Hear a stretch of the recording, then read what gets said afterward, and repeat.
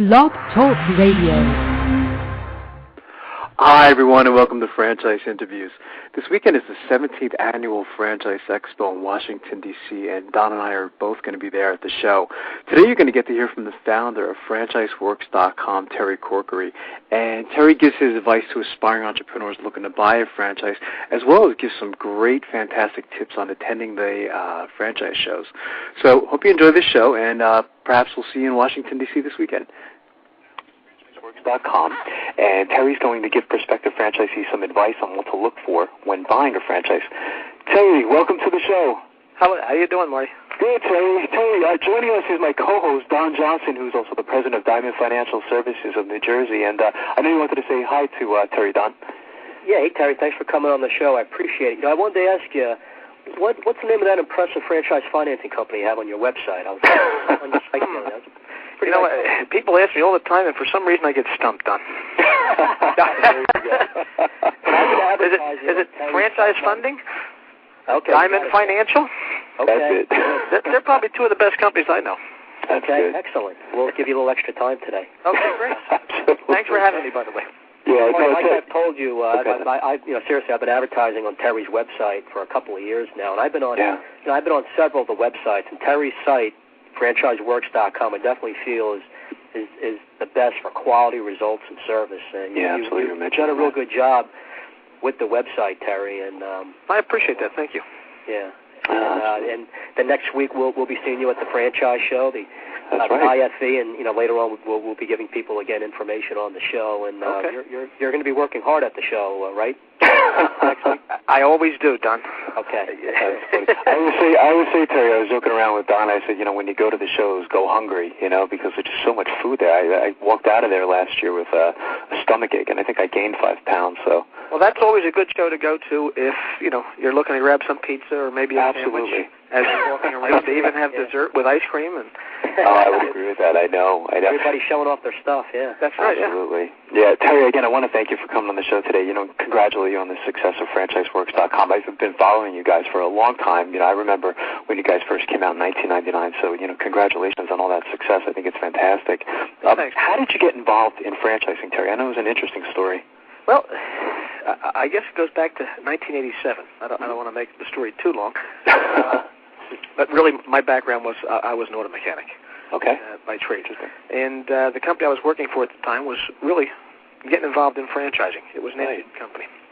And at that point, I thought, I don't know if I want to continue to make money, fixing cars and doing those type of things and rebuilding engines. So they got involved in franchising, and I really looked at that as an opportunity for me to move ahead. So I got involved really in the sales and the background of the franchise itself as it was developing.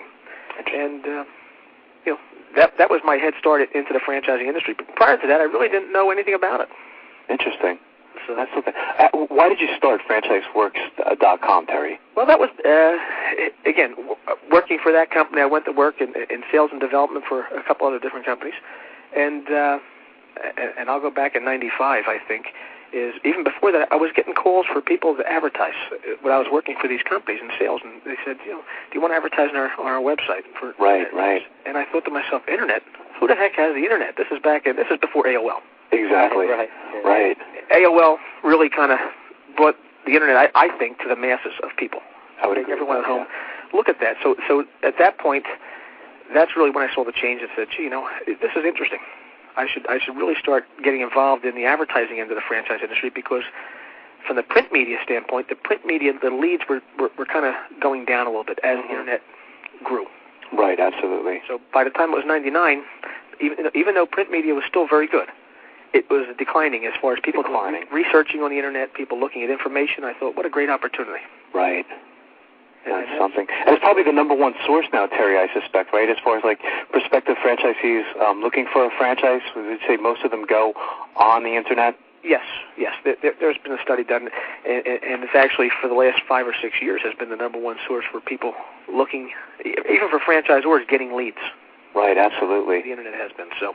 Yeah, you really came in at a good time, Terry. You really did, yeah. The numbers just keep going up with the amount of people going online for any type of service, but especially if you're looking for a franchise business. I think you're positioned real well right now. I think the market's continuing to grow. I mean, obviously, people aren't giving up the Internet. They like the fact that they can do it as far as searching and researching and getting information at their leisure.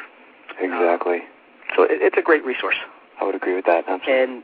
And, Terry, you and I have spoken about this. There's so many new sites that have come up, offering the same type of service to you. It must be a pretty good feeling knowing that you were right there in the beginning and you're so much more well-known. I mean, there's starting to be so many, and I personally wouldn't consider any of them. I want someone that has that track record, a pretty well-known site that has the volume is so important. Yeah, I agree with you, Don. And again, we spoke about that previously. But sometimes the technology changes so fast, I don't have time to pat myself on the back. And I don't mean that to be sarcastic. When I started, I guess there was probably about, and I forget at the time, maybe 15 different companies. Yeah, I'd say that's about right. Yeah. Now there's probably about 125 different companies that are trying to be lead sources. So that's amazing. But the key really is in my industry is to generate that targeted traffic of people that are actually looking to buy a business, and that's what I feel is the key.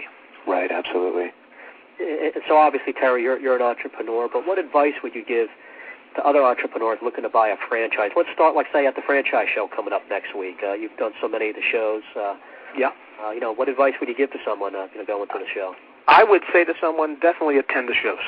Okay. It really gives you an opportunity to look at the scope firsthand of the franchise industry. I mean, you can see everything from a home-based business, whether it's in the handyman service, all the way up to a full-blown, sandwich and sub shop. Right. So, I mean, everything is there at your disposal. There's seminars that you can attend. Right. That are free. There's some that you pay for, but primarily it's really there to get in touch, get information, meet the people that you're going to see. It's nothing like the Internet. The Internet's great to do your research on, but you still have to get past that. Exactly. You still have to meet the individuals, the companies, and get a good feel, and that's a great opportunity to do it. Absolutely. Would you say they should go prepared too, Terry? A lot of times, like I've noticed at the shows, because I've done shows in the past as well, a lot of people will come up to your booth and they'll say, so what do you guys do? Should an aspiring or prospective franchisee go in prepared? Like, I know a lot of times you can actually get a list of who's going to be at the show. Like, say it's going to be 300 franchises. Do you suggest you kind of do research first before you actually approach the booth? Or because I suspect you get that too. A lot of people come up to your booth and they say, well, what do you guys do? What do you guys do? And you spend your 3 days answering that question. I know you probably go through that as well, Don.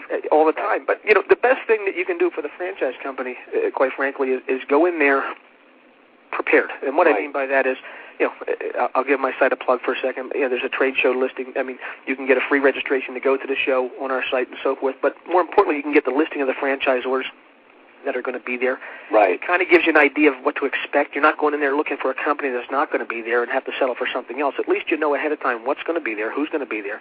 And kind of you can do research on the Internet prior to going. And you could get yourself together a number of questions to say, let me ask this. It's great as a franchisor. I'll put on my sales hat when I work for the franchise company to have someone coming up and talking to me and having an intelligent conversation. Exactly. Yeah, that's a good point, Terry. Be prepared, have questions, really know what your investment range is, too. I mean, maybe, check on your, say, credit score. And exactly. And like in the business I'm in, kind of have a general idea of, if you have to get a business loan, about what size you think you can get. But, your site can be great for a great preparer, I guess, initially. If they have a certain industry in mind, they can go to a site like yours and look at a few franchises and then notice, hey, these guys are going to be at the show and kind of have a game plan going to the show. Not that everybody has to do that, but for a serious entrepreneur, I mean, I think it's you're offering some real nice advice. And it's great, Don, because they can go there and get information on the franchisors and see guys like yourself there and talk about financing if need be or whatever has to be done. I mean, I know you work with some of the companies that are probably advertising and have displays at the show yourself. Right. Yeah. So it's a great resource. Yeah. Everything is there for you to take advantage of. Absolutely. Yeah, I would agree with that. That's a good response. So, Terry, you've been in the business a while. What are some of the biggest changes that you've seen over the last decade in franchising in general? The biggest changes in franchising? Just not on the Internet. I mean, that's where I'm a little bit slighted because I'm jilted now. I'm on the other end of it, being that the proliferation of information. Right. It's really there for anyone to take advantage of. In years past, you had to get, prior to that, you really had to go to what the salespersons were speaking to you about. Right. Now it's you can do a background check. You can get information. You could do all the research that you want to do in looking at the industry. Also, the growth of franchising. I know last year alone there was probably over 500 new franchise companies that came to the table. Yeah, absolutely. Isn't that amazing? That, yeah, Marty and I have talked about that a number of times on previous shows. It's been a pretty common theme with us, right, Marty? And, oh, absolutely. I mean, the number of systems, Terry. I mean, it's been incredible. I think it was back in 2005. I think that was a record year. I think there was like 900 new, or was it 500 new concepts? I think it was. Last year, I think it was 500. I could be mistaken. It was. Okay, yeah. I'm not sure. I probably got my data mixed up, but the year prior to that was very close. I mean, there's several hundred new franchisors coming every year. It's there's over incredible. 80 industries, and some of those new franchises are existing franchise kind of diversifying, but still it's a new service. It's it's a new franchise. You have to count it, and it's endless. Every week, Terry, you probably come across this too. We've talked. I'm always seeing for the first time the name of a franchise I've never heard before. Yes. And I'm like, get me their information. Never heard of this. Are they new? Most of the time they are on the newer side, but it's incredible how every industry is almost covered with franchising. Right. Oh, absolutely. If you think about it and think of an industry, I would probably tell you 99% of the chances there's someone in there that has a business that's franchised in that industry. It's incredible. But it is amazing, Don. Again, you handle it too as well as myself. That we'll field calls from companies. I think, gee, I never heard of that. And then they tell you the industry they're in, and you think, wow, that's really interesting. I mean, and then you see one particular industry that all of a sudden a couple successful franchises and a niche type service, and all of a sudden there's a explosion of more franchises in that segment. Yep. Well, that's one of the changes I've seen again over the last decade. I don't even know if I want to go back that far. Is probably the home-based industry.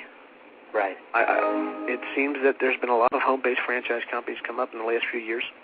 Absolutely. Which is very good. Better for investors because usually those are smaller investment sizes, so people can get into franchising with a successful franchise model at a lower price. Not exactly. Invest in the $300,000 to $500,000 or more size franchise, so there's opportunities for everybody across the board. It hits the range of everybody. So if you have a $10,000 investment, typically there's probably something in that industry that's franchised, as well as the $2 million investment. Absolutely. Why don't you sell your site, Terry, and get back into the auto mechanic business? Well, I had an offer yesterday, but I didn't want to be the mechanic. Oh, geez. Terry, what are some of the characteristics of successful entrepreneurs, would you say?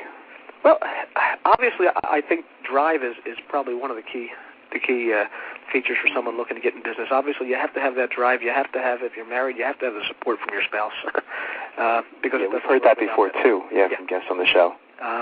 So, I mean, it's really the drive. I mean, you have to, even though franchising, you have to follow direction, which is what makes it successful, but you still have to have that drive. I call it like a frantrepreneur.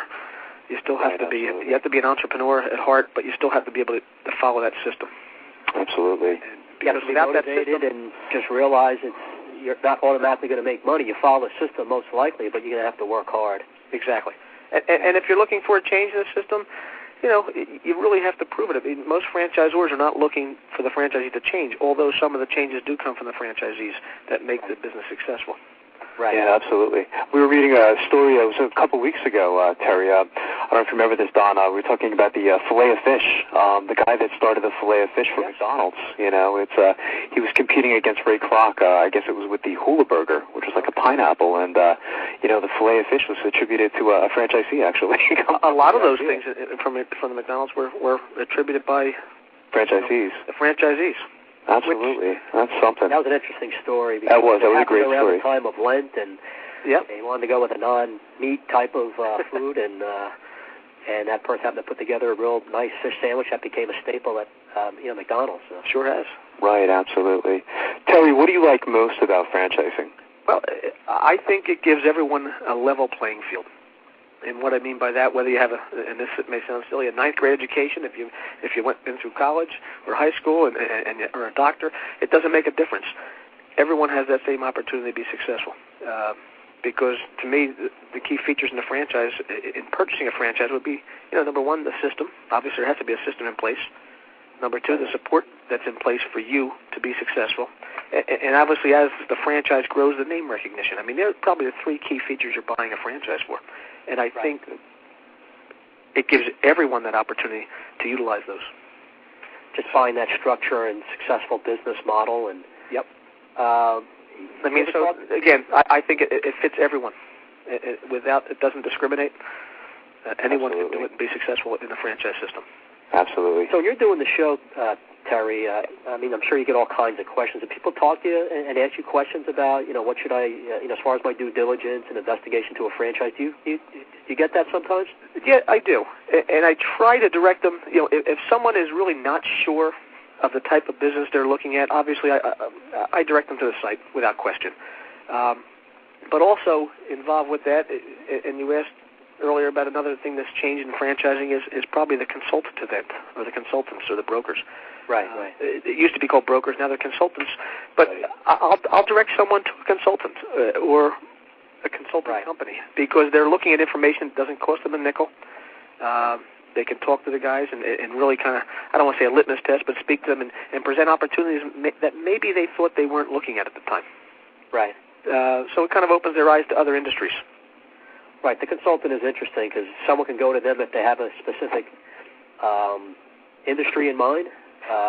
But even if they don't, right. Even if they don't.